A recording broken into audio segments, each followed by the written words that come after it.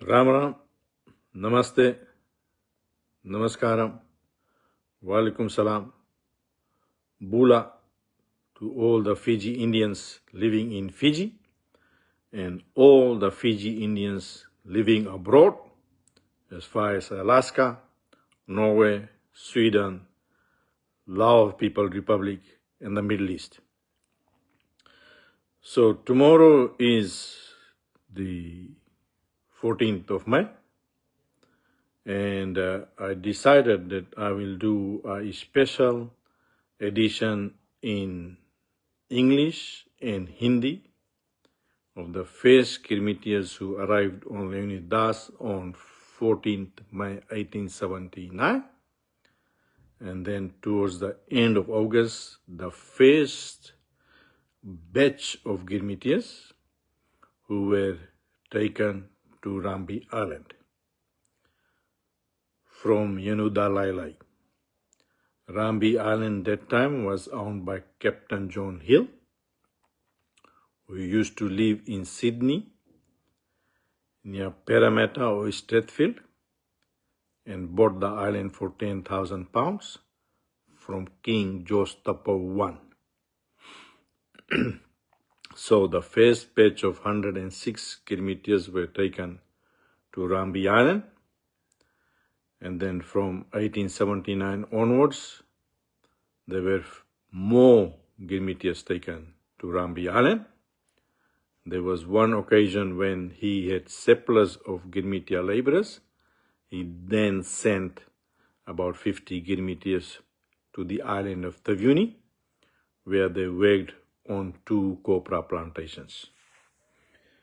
So, as I said earlier, I know that there is a delegation from India, actually a state external affairs minister, who has gone for the Remembrance Day events, and I believe he was in Lambasa a couple of days ago.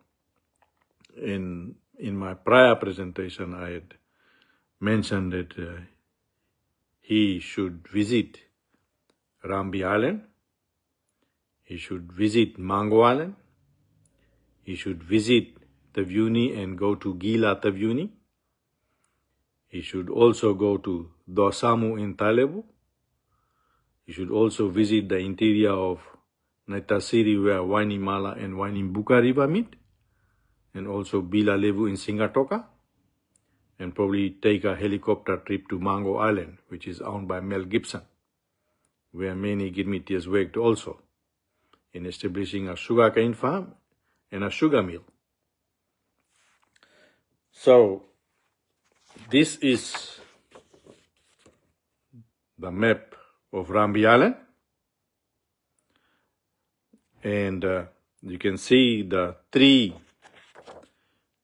main villages or centers that were established under Captain John Hill. So the names I'll read is Nuku, whereas I think it is now called by the Rambi Islanders Tabewa. The second one in the middle is called Uma, which is Winuku, and the one at the bottom is Tabiak or Tabiang, which is called Siosio.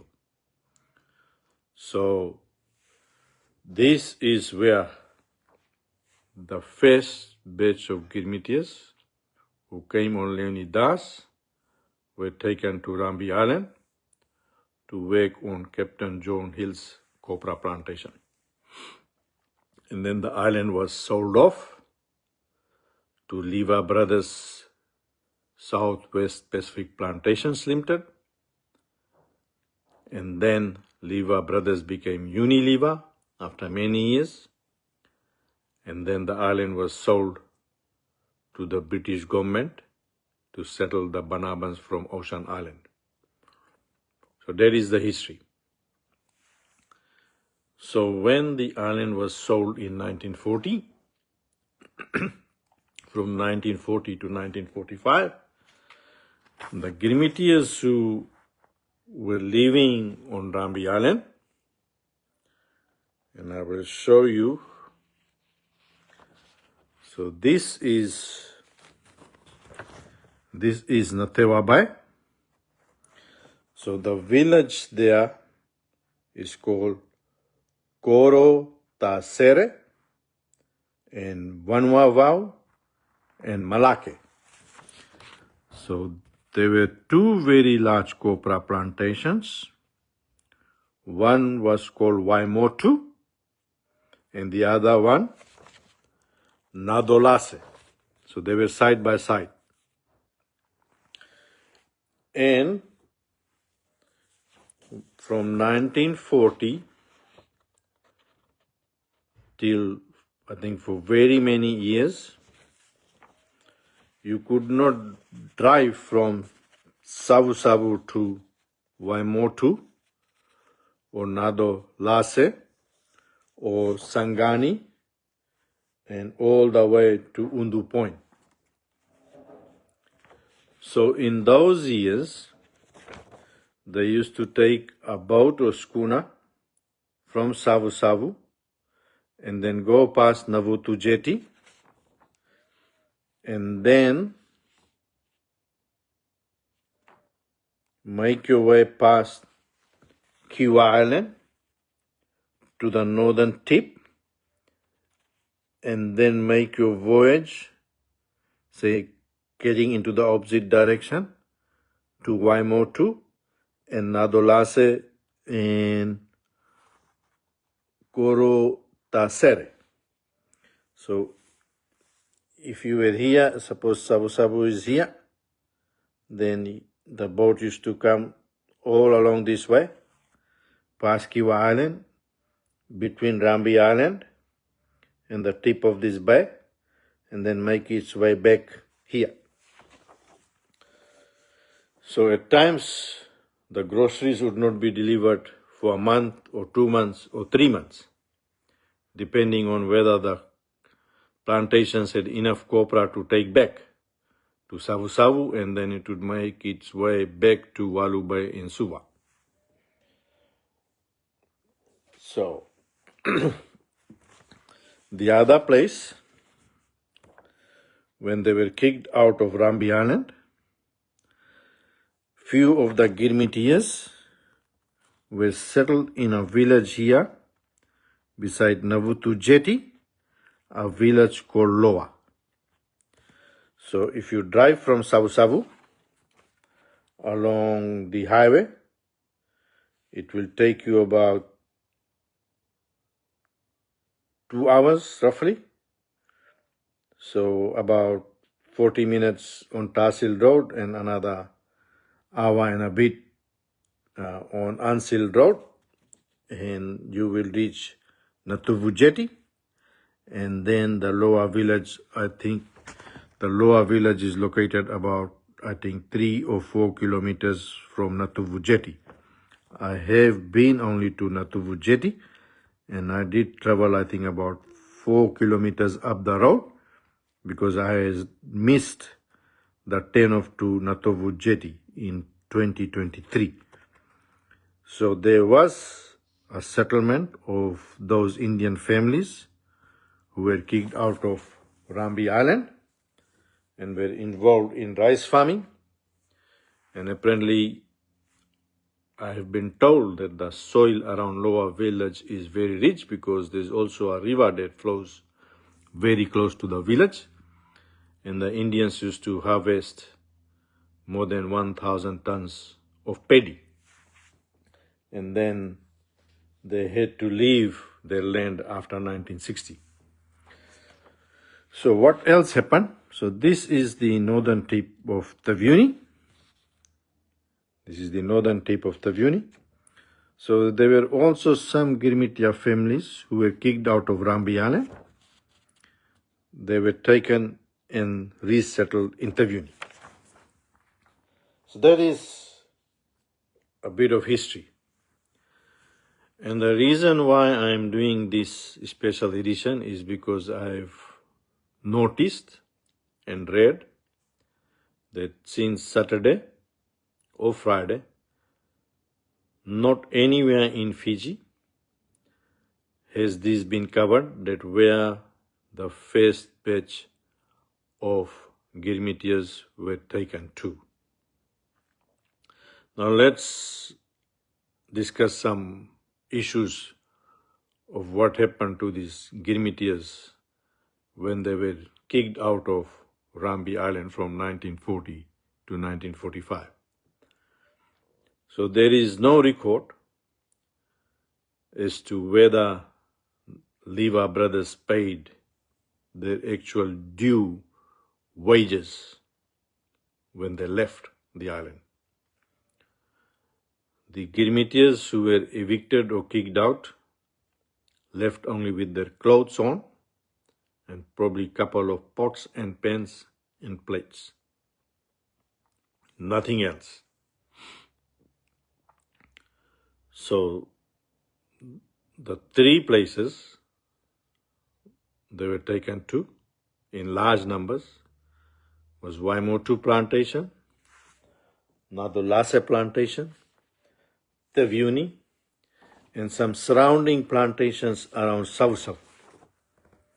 And there were a couple of families who were taken to Dreketi on a white peasant called Simpson's Farm Estate. So, what happened when Liva Brothers was running the plantation and owned Rambi Island? There are stories that people have related to me, but want to remain confidential. That, as I mentioned earlier, the three locations, Nuku, Uma, and Tabiang, and Buakonikai, which is located here. That Pesi Lines, who was the general manager for Liva Brothers, was a very violent person. And according to what people have told me, that somewhere between 18 to about 40 to 50 Girmitias were shot dead because he did not want to make any payment or pay them any wages. There are also stories which have been relayed to me from 4 or 5 people that Pesi Line's daughter, who actually lived on the island, could not digest the hunger of the Girmitias, and on one occasion was handing out groceries to 3-4 Girmitia men without the knowledge of her father. She was, however, caught. After a couple of days, Mr. Pesi Lines came to know that the daughter had actually given some of the groceries to some of the Girmitia men. And he shot his daughter to death. And apparently the 3-4 Girmitia men who received the groceries were also shot dead.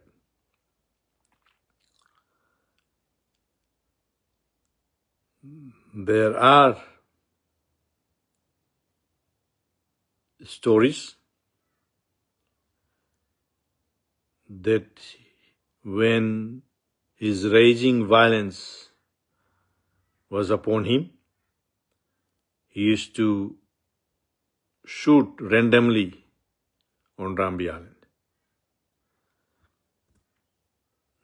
There are stories that he raped Girmitia women, and unfortunately Girmitia women gave birth to children. So those are some of the sad stories of Rambi Island.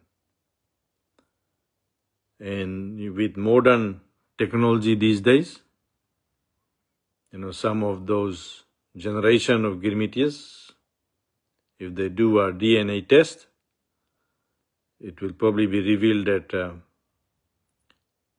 they have Anglo-Saxon genes of blood in them.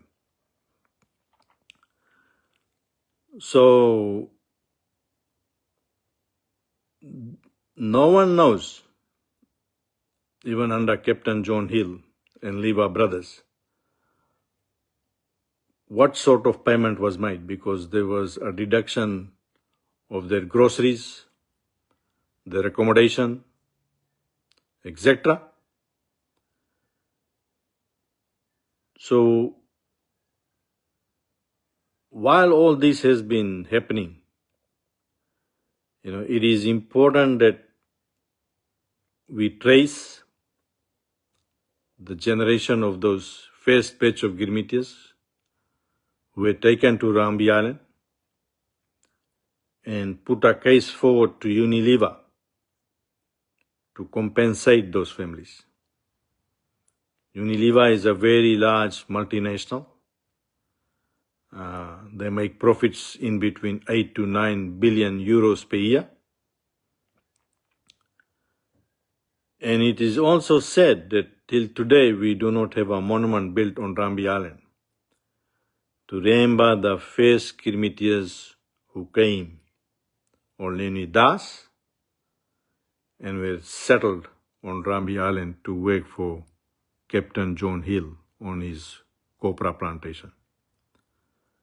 The Girmitias over time planted, according to the actual records, which cannot be accurate, but it stated that the Girmitias planted 190,000 coconut palms. It could have been more, probably 200 to 250,000 coconut palms. Besides that, they also grew rice, and they also grew sugarcane on about 25 acres of land. They also had their own poultry. They also kept cows for milk. And they grew many mango trees, breadfruit trees, and jackfruit trees, and other different types of fruits on the island. There was also a very new or modern jetty or wharf to transport the copra once it was ready for export. So I hope that someone does a presentation of the first batch of Girmitias who arrived on Leonidas, stayed in quarantine on Yenuda Lailai, and from the end of August till about end of October or November, they were transported to Rambi Island.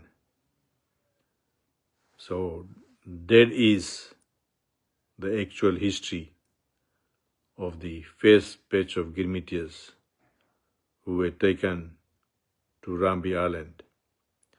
So I will now speak in Hindi for my Hindi listeners. तो आज मैं ये बतलाऊंगा कि जो गिरमिटिया लोग पहले आए थे, वो पहले बार फिजी आए थे लेनिदास में 14 मई 1879 को. उनको यनुदा लाइलाई आइलैंड, जो मोटोरिकी आइलैंड और साउथ ऑफ ओवरलाओ, दक्षिण ओवरलाओ से, वहाँ पर उनको क्वारंटीन में रखा गया. और फिर अगस्त के समाप्त से लगभग नवंबर तक उनको राम्बी आइलैंड ले गया गया। उस समय वो आइलैंड का आउना था कैप्टन जॉन हिल। वहां पर गिरमिटिया लोग लगभग 200,000 से लगभग 250,000 नारियल पेड़ बोए। नारियल के खेती के अलावा वो वहां पर गन्ना भी बोए, लगभग 30 बीघा जमीन में। बहुत से सारे बेल फ्रूट यानी कि ब्रेड फ्रूट और कटहर के पेड़ वो लगाए। बहुत से सारे आम पेड़ बोए और बहुत से और वो फ्रूट ट्रीज वहां पर यानी कि फ्रूट के पेड़ वो बोए। और फिर जब 1940 में लीवा ब्रदर्स वो आइलैंड को बेचे ब्रिटिश सरकार को, तो वहां से गिरमिटिया लोग और उनके परिवार को वहां से निकाला गया। तो मैं फिर से जल्द से दिखा दूं कि जो नत्तेवा बे है, यहाँ पर 2 कोपरा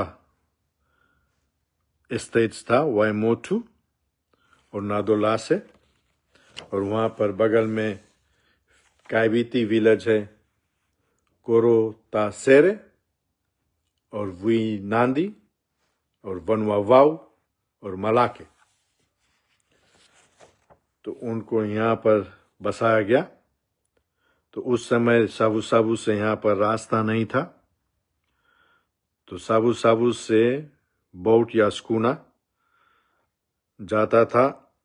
आप फिर देख सकते हैं यहाँ पर नतुवु जेटी और लोवा, लेकिन वो यहाँ से जाकर कीवा आइलैंड और राम्बी आइलैंड के बीच में से फिर ऐसे बे में आकर तब यहाँ पर जाते थे सौदा लेकर। फिर यहाँ से कोपरा लाद के वो साबू साबू जाते थे। कुछ गिरमिटिया लोग को अगर जो आप साबू साबू से चलेंगे ये हाइबिस्किस हाईवे, तब आप पहुंचेंगे नतुवु जेटी। नतुवु जेटी के लगभग 3-4 किलोमीटर दूर पर एक काइबीती इलाका है, उसका नाम है लोआ। वहां पर जब हिंदुस्तानी लोग को राम्बी आइलैंड से निकाला गया तो उनको लोआ विलेज या लोआ एरिया में उनको बसाया गया। और वहां पर लगभग 1,000 से ज़्यादा गिरमिटिया परिवार हिंदुस्तानी लोग यहाँ पर रहते थे। और यहाँ पर बहुत तगड़ा ज़मीन है, वहाँ पर एक नदी भी है और उसके पास इतनी तगड़ा ज़मीन था कि यहाँ पर उस समय हिंदुस्तानी गिरमिटिया लोग और उनके परिवार 1,000 टन से ज़्यादा धान निकालते थे, पेडी। और फिर कुछ गिरमिटिया परिवार को जब निकाला गया तो उनको वहां से तव्यूनी में बसा गया। और जब कैप्टन जॉन हिल इस आइलैंड को बेचा लीवा ब्रदर्स को, तो वो जाकर तव्यूनी में रिटायर हुआ। तो ये है इतिहास। और ये है राम्बी आइलैंड का मैप। वहां 3 इलाका या 4 इलाका था, नूकू, उमा, तबियांग और बुआ कोनिखाई।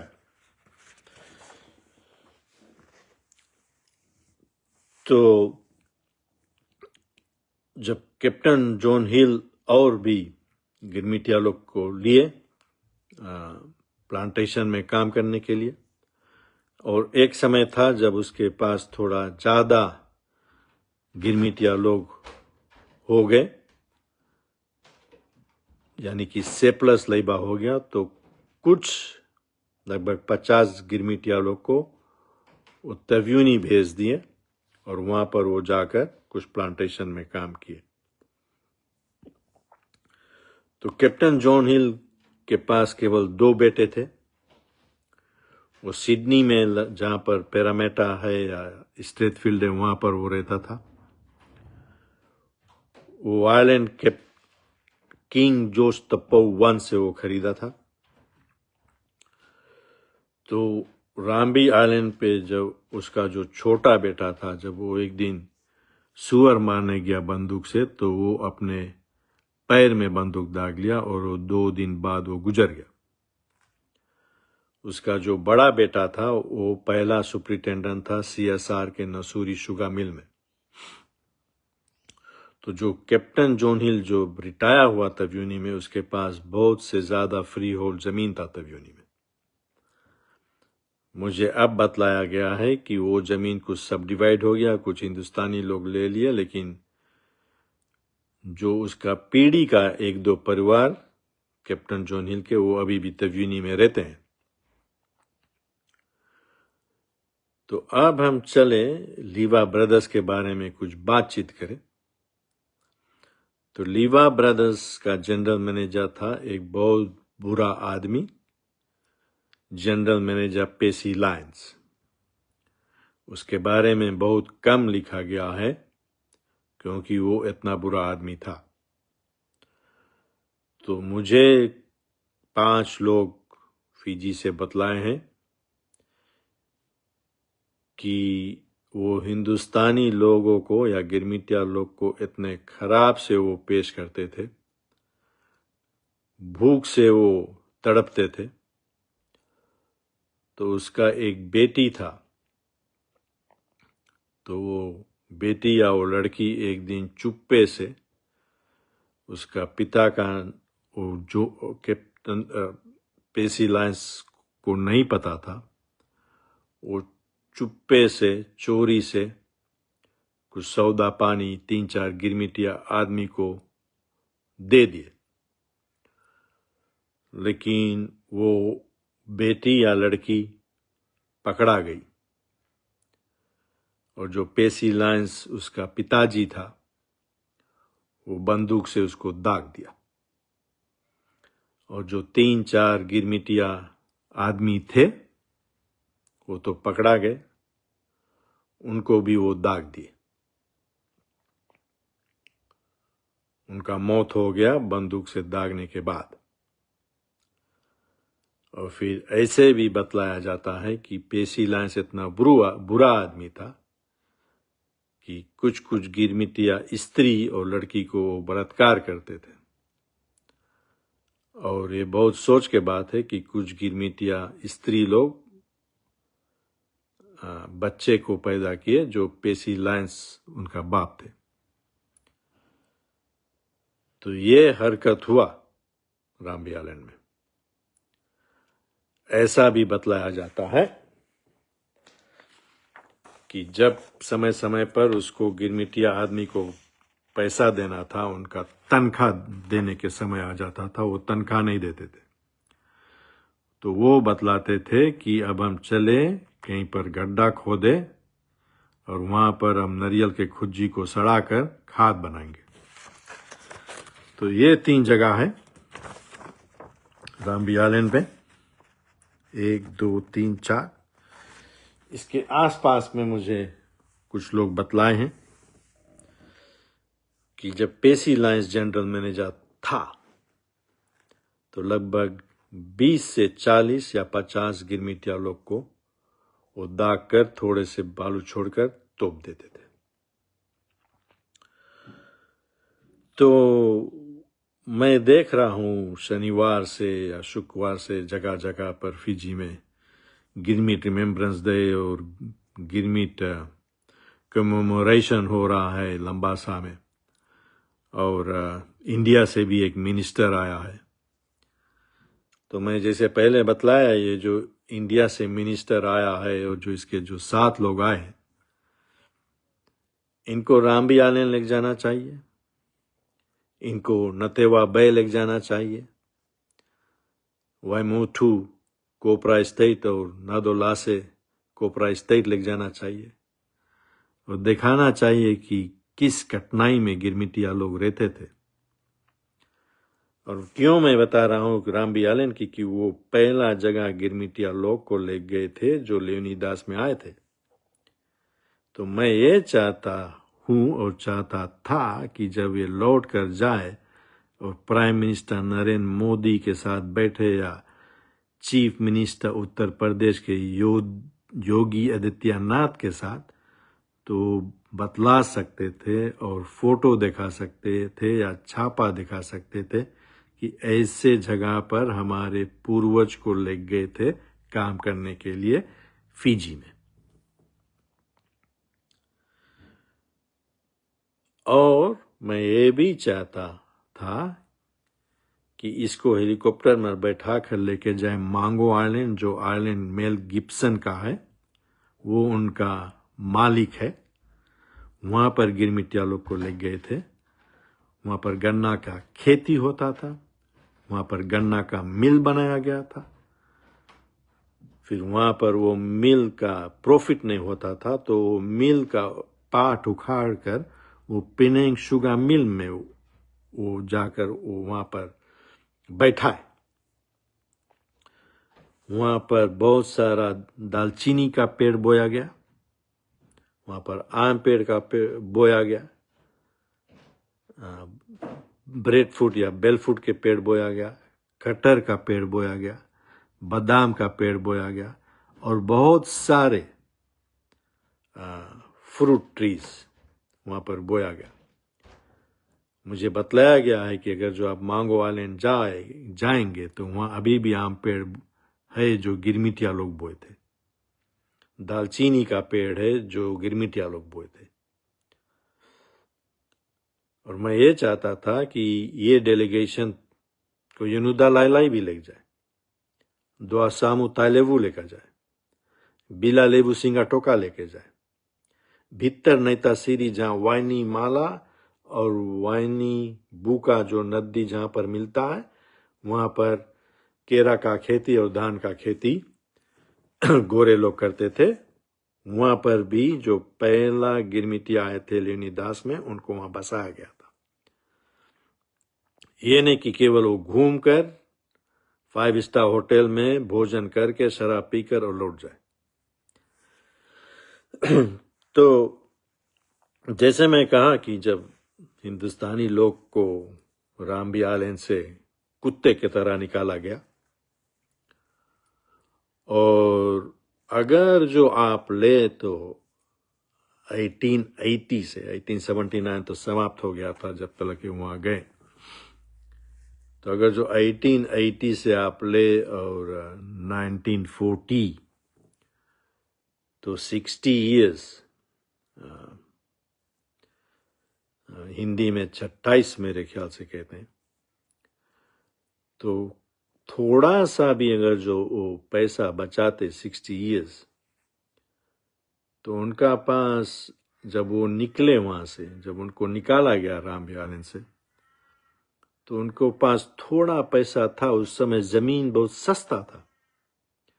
अगर जो आप नतेवा बे में ले क्राउन लैंड या सावु सावु के आसपास में क्राउन लैंड ले, या वाइनुनु बे में कुछ फ्री होल्ड, या नतेवा बे में अगर जो आप ले कुछ फ्री होल्ड, तो वो खरीद सकते थे। लेकिन जब उनको वहां से निकाला गया तो उनको तो पास 1 पाउंड पैसा ही नहीं था। तो वो क्या लेते? तो मैं ये चाहता हूं, और ये मेरा एक ख्वाहिश है, कि जो भी कोई व्यक्ति है फिजी में, सावु सावु में या नतेवा बे में या विदेश में अब चले गए होंगे, अगर जो आप ये जानते हैं कि आपके पर राजा या पर राजी या पर नाना या पर नानी रामबी आइलैंड में थे, तो कृपा करके मुझे संपर्क करें। मेरे मैसेंजर पे आप कांटेक्ट कर सकते हैं या संपर्क कर सकते हैं। मैं अपना टेलीफोन नंबर भी देता हूं, और मैं 3 बार बताऊंगा।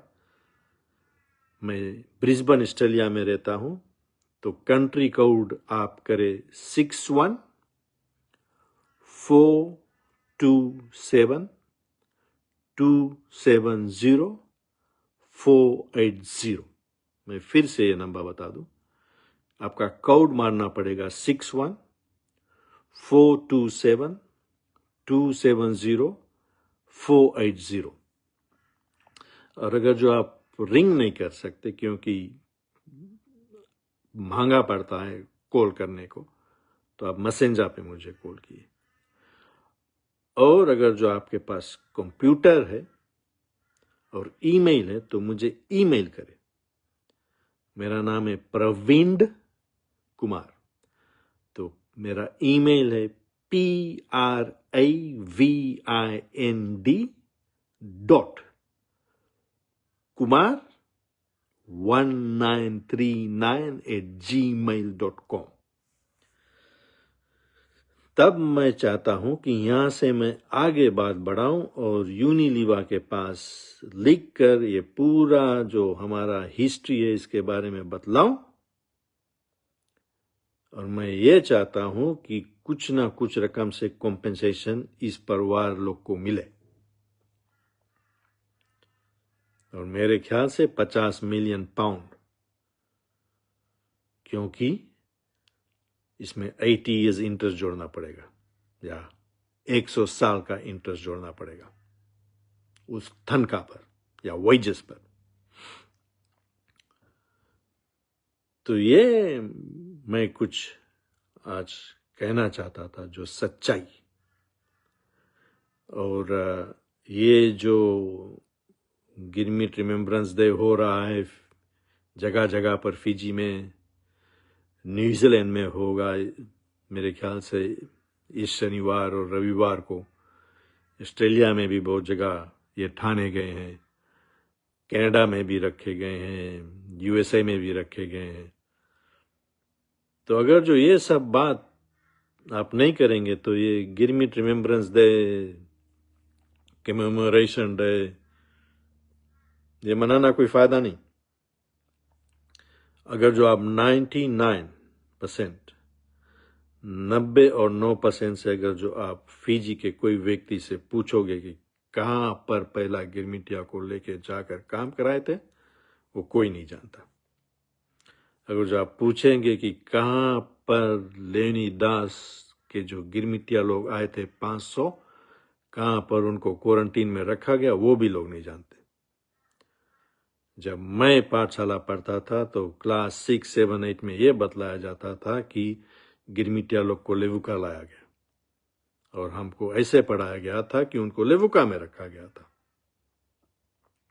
ये तो मैं 4 साल पहले जाने पाया कि एक छोटा सा द्वीप यनुदा लाइलाई में उनको रखा गया और वहां पर लगभग 300 से 400 कायबीती लोग दिन रात काम किए कि 30 बहुत भारी मात्रा में वो बूरे बनाए, वहाँ छोटा सा क्लिनिक बनाए अस्पताल के लिए, स्टोर रूम बनाए, गार्ड हाउस बनाए।